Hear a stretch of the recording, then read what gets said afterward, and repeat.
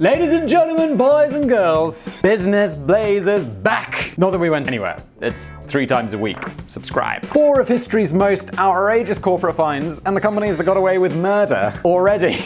I know that this script is divided into 2 parts, like massive fines that were like legally proven, and then some ones which are a bit more speculative about things they got away with. I'm gonna have to be really careful with my language in this one because I don't want to get sued. That would suck. So, a Business Blaze episode where I'm extremely careful with my language. Let's get started. What's the most expensive fine you've ever had to pay? Danny asks.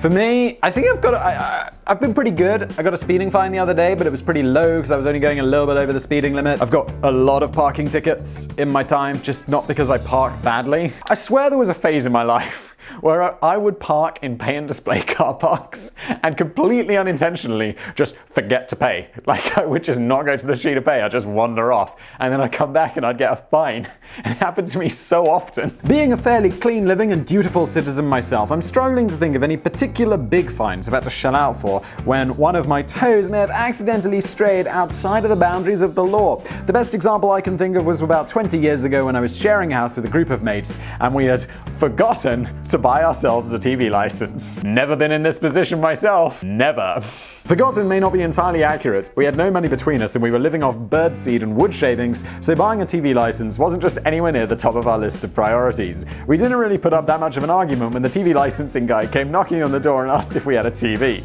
We just said no. This is the thing.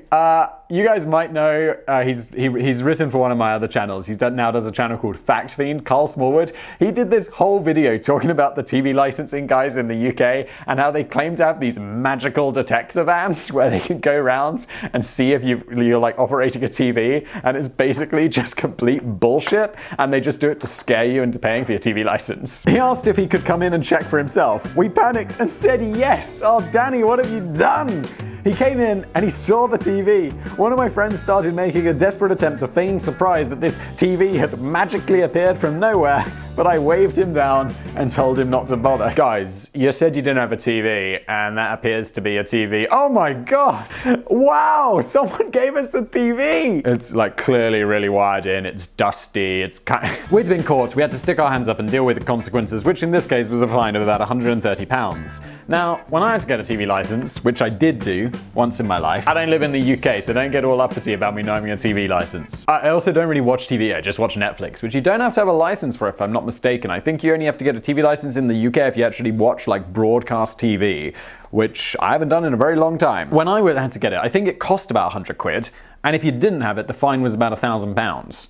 However, when a corporate company gets caught with its pants down, the consequences can be considerably more expensive than an everyday parking ticket or a 3-digit fine. In the upcoming bonus facts, we'll take a quick look at companies that crossed the line and ended up getting away with it. But first, here's a deeper look at 4 of the most intriguing corporate fines that could be considered some of the world's biggest multi-billion-dollar mistakes of all time. Number 1, Volkswagen. This is a relatively recent one. Is it Volkswagen or Volkswagen? The automotive industry may have been helping to populate Earth's atmosphere with toxic fumes for decades, but by the year 2015, most car manufacturers had adopted a greener approach with cleaner vehicles that produced fewer poisonous emissions. Admittedly, this was largely down to the introduction of relatively new laws and emission standards that the manufacturers were legally obliged to follow, but it's nice to think that some of these companies may have taken a bit of pride in helping to save the environment. Yeah, Daddy, it's really nice to think that they take, yeah, we're so proud of our environmental efforts. It's like no company thinks like this. Their like CSR department thinks about this, but that is it. Yeah, Danny says, probably not true, but it's nice to think it. Companies are driven by profit, companies aren't people. We have to regulate them or they're not going to do the right thing. Or maybe they will do the right thing to avoid legislation that will force them to do the right thing. But companies aren't people, they don't do good things, they do profit. Take a respected German car manufacturer VW for example. Exhaustive tests had proven beyond a shadow of a doubt that the millions of cars produced by VW between 2009 and 2015 had all met the legal emission standards imposed by EU and US authorities. You'd expect nothing less from one of the biggest selling car manufacturers in the world. There was only just one problem. they were cheating. The cars produced during this period were all equipped with something called the defeat device, which ensured that all the cars met legal emission standards when they were under test conditions, but allowed the vehicles to merrily pollute the atmosphere way beyond the legal limits under everyday driving conditions. Not actually a physical device, the defeat device was simply a piece of programming in the engine's software which could detect whether the vehicle is currently being driven or environmentally tested. Oh, that's not good.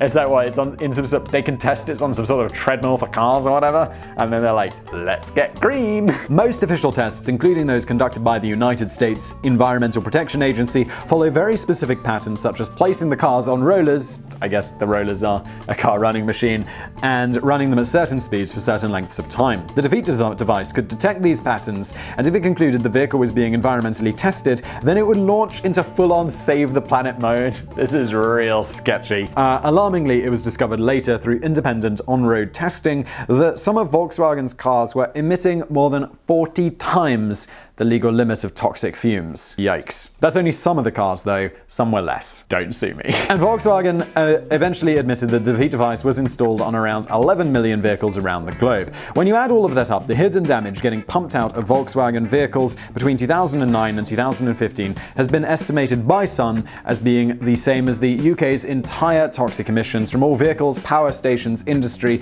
and agriculture during that same period. That's extraordinary. Volkswagen Group CEO Martin Winterkorn, cool name though, initially resisted calls to step down and pleaded ignorance to the existence of the defeat device, or the fact that it had been installed in millions of his company's cars for 6 years. He tried to fob the whole thing off as just a couple of technical glitches in the system. Now, treading very carefully here, let's just say that if I was CEO of a company and I didn't know that this was being installed in millions of my cars, I would call myself a bit of an idiot or blind. Or I'd set up some really specific thing where it was like, no, don't tell me, I can't hear that. Winterkorn eventually resigned later on in 2015 and now faces ongoing criminal charges for fraud and conspiracy in Germany and the US, which could potentially result in a lengthy prison sentence. Whoa, holy you know you've been bad as a CEO, where it's not just, yeah, you're fired and there's a massive fine for you and your company, but it's like, you know you've been bad when you go into prison. Like, didn't Jeffrey Skilling just get out of prison? Yeah, Enron, that was bad. Volkswagen was fined $1.2 billion by a US federal judge for rigging diesel-powered vehicles to cheat on government emission tests. That's a lot of money. It sounds like a lot of money, but the company was probably more worried about the $16.2 billion they've had to pay in recalling the millions of affected cars and rectifying the emission issues, a process which could drag on for years and years. Yeah, and not to mention like the damage to the brands. I was like VW, you know, respected brands, and I was like, yeah, I probably wouldn't buy a VW. Volkswagen Group of America CEO Michael Horn was a little more honest than Martin Winterkorn in his summary of the whole affair, and he just admitted, we totally screwed up. Did you screw up though, Michael? Or did you purposefully cheat? Google. Does anyone remember the name Frugal? Frugal. Very clever name, considering I remember Frugal, it was about shopping, maybe? And being frugal. Developed back in 2002, it was Google's very first attempt at a shopping platform before it evolved into Google Products and then Google Product Search and ultimately Google Shopping from 2012 onwards.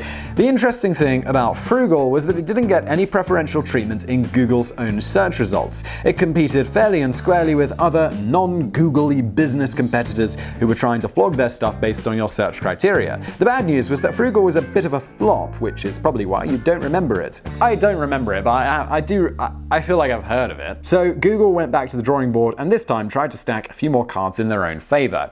See, I'm sure it's illegal, because obviously Google are in trouble for it.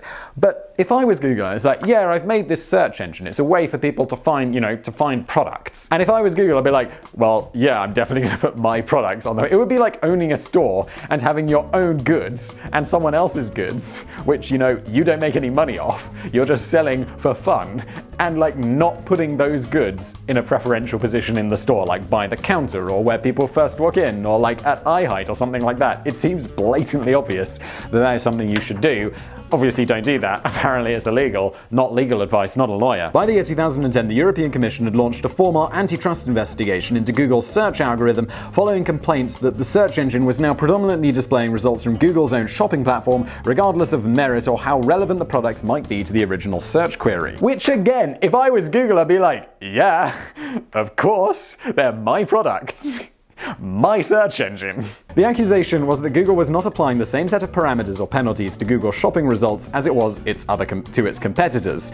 So if you were searching on Google for a new PC keyboard, there's every chance that the search engine would shove results for a grand piano at the top of the page if there happened to be one floating around on their shopping platform at the time. Now that seems a little bit unlikely. I'm sure it was a little bit relevant because they actually want to make a sale. Like if you Google PC keyboard and a grand piano comes up, you're not going to buy the grand piano. You'll be like, oh, that was what I was looking for. It's got to be slightly relevant. I'm not going to sell anything. They're just like sell you a keyboard that was slightly more expensive and one that they had. I'm with Google on this one so far. Just feel that the line's not really here with this one. I don't think the Americans would be doing the same thing to Google. The EC investigation rumbled on for several years before deeming that Google shopping had a negative impact on both consumers and innovation, eventually fining the company 2.4 billion euros, the largest antitrust fine ever dished out by the EC. 2.4 billion euros for this. How much did VW get fined? $1.2 billion? So like 1 billion euros? What the hell? I can't believe it. Normally, when I do something about Google, I'm like, oh, I better watch out for my business daddy. But in this one, I'm actually with you, business daddy. This does seem a little bit unfair. Going for the hat trick, the EC also had issues with how Google licensed its suite of Android apps to phone manufacturers. If a phone manufacturer was seeking to pre-install something as crucial as the Play Store on their new range of phones, they would first have to agree to pre-installing Google Search and the Google Chrome browser and set them both to default. Manufacturers were also barred from selling a single handset containing alternative versions of Android or Android forks that were not approved by Google. If I'm not mistaken, isn't Android their bloody IP? Didn't they make Android? Isn't it theirs to do what they want with? I feel like I'm gonna get a lot of heat in the comment from people being like, it's not fair, it's exploitative. The EC fined Google 4.3 billion euros for anti-competitive behavior and instructed the company to end this conduct within 90 days. Good lord! While it may sound as if all these multi-billion-dollar fines are giving Google a headache, some commentators have remarked that they've barely impacted this company at all and are unlikely to act as a deterrent for bad behavior in the future. Instead of dishing out fines to one of the richest companies in history, it might be more effective to make them stand outside in the corridor until they've had time to reflect on how to play fair again. GlaxoSmithKline. The British company GlaxoSmithKline, or GS. Danny's written GlaxoSmithKline with a C, but I'm pretty sure it's GSK. This will never work. Hey Siri, how do you spell GlaxoSmithKline? Okay, I found this on the web for Hey Siri, how do you spell? Check it out. Did Hey Siri just search for Hey Siri? How did this get more shit with more updates? Good lord, if I'm gonna get sued, it's gonna be from this video, isn't it? Yeah, definitely GlaxoSmithKline with a K, Danny. Come on, Danny! The British company GlaxoSmithKline, or GSK, is now one of the 7 largest pharmaceutical companies in the world with an estimated annual revenue of around 30 billion British pounds. But the producer of vaccines and mind-bending drugs have experienced a few bad trips over the years. I just did the rim shot thing, but... Back in 2012, they were involved in the biggest healthcare fraud in history and ended up forking out the largest settlement between the US Justice Department and a drug company. The scandal... This better be bloody bigger than the Google thing. The scandal was largely concentrated on the company's strategy of promoting drugs for unapproved uses between 1998 and 2003. So, for example, while the antidepressant drugs Paxil and Wellbutrin had only ever been approved for patients strictly over the age of 18, that didn't stop GSK from encouraging US medics to prescribe the dangerous drugs to under 18s. Again, I really hate to be the one defending the company here. I've been to America. I've sat at breakfast in hotels and watched the TV where it's like, ask your doctor about some crazy medication. It's like, have you been experiencing anal prolapse? Ask your doctor about anal prolapsing. And you're like, holy shit. Why doesn't the doctor give me what I need? Not like, ask your doctor about this. Also, a pro tip, if you're a drug company, don't name your anal prolapse drug anal prolapsin. The encouragements involved the promise of cash payments, tickets to Madonna concerts, all expenses paid spa treatments, and even pheasant hunting trips. Alright, this is getting a bit more weird, isn't it? It seems bizarre that some medics were happy to put the lives of their young patients at risk in return for a cucumber face mask and a chance to take pot shots at a couple of pheasants. but this apparently was going on. GSK were also accused at the time of hiding unfavorable safety data from US medical authorities, as well as ghost-written writing articles which hyped up their own products and then paying doctors to publish them under their own name in independent medical journals. Again, we're just saying they were accused. This hasn't been proven, so that's just a rumor. This company was ultimately fined $3 billion, but in this case, it wasn't about squeezing some money from a filthy rich company who could have easily afforded to pay it. GSK were also forced to sign a 5-year corporate integrity agreement in which they were obliged to make dramatic changes to their research practices, publication policies, and sales force programs. Whether this really worked or not is arguable. A few years later, they were hit with another £37 million fine in the UK for cheating the NHS and the taxpayer. The company had been found guilty of offering big payouts to rival pharmaceutical companies in exchange for those companies delaying the launch of their much cheaper drug alternatives. That's all pretty sketchy. Obviously, some of that has been proven in court, like we said. Some of it is just speculation, and that's, just speculation. British Petroleum. Finally, the biggest ever single corporate fine in history may well be familiar to anyone who remembers the harrowing news footage during the aftermath of the biggest oil spill disaster, and indeed environmental disaster, of all time. In 2010, bloody hell, was this 9 years ago? A massive explosion at the BP-operated Deepwater Horizon drilling rig situated in the Gulf of Mexico claimed the lives of 11 workers and ignited a deadly fireball visible from 40 miles away, and it could not be extinguished for days. The resultant spillage is estimated to have released 134 million gallons of oil into the Gulf of Mexico over 87 days, killing thousands of marine animals and protected species, and temporarily closing down many local fishing villages and the tourism industries, which left around 12,000 people out of work. BP already had a woeful record in health and safety, which the company had clearly never learned from. They initially tried to play down the severity of the spill about how much oil was leaking into the water. The official investigation revealed a whole series of errors on BP's part, including faulty emergency equipment, dire safety precautions, and fatally flawed emergency contingency plans. The company was eventually ordered to pay a $20.8 billion fine by the US Department of Justice after being found guilty of criminal manslaughter, environmental crimes, and lying to Congress. But BP are also in the process of compensating the many businesses and workers affected by the disaster, so the total payout from the Deepwater Horizon tragedy could exceed $65 billion. That is an extraordinary amount of money. And then Danny says something that I'm definitely going to cut out because I don't want to get sued. Okay, now we are going to continue with this video. Maybe it'll end in a couple of minutes because I decide that I don't want to risk it. Okay. I just glanced through these really quickly and I've decided that I'm not going to do them because unless something has really been proven in court and, you talk about it and them being wrong, you really can run into legal hot water.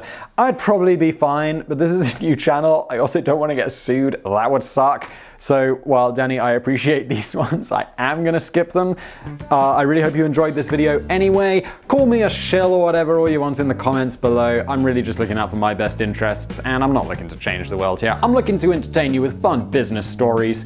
That's what we do here on Business Blaze. Suggestions, likes, subscribes, all of that stuff. Do it below, and I'll see you next time.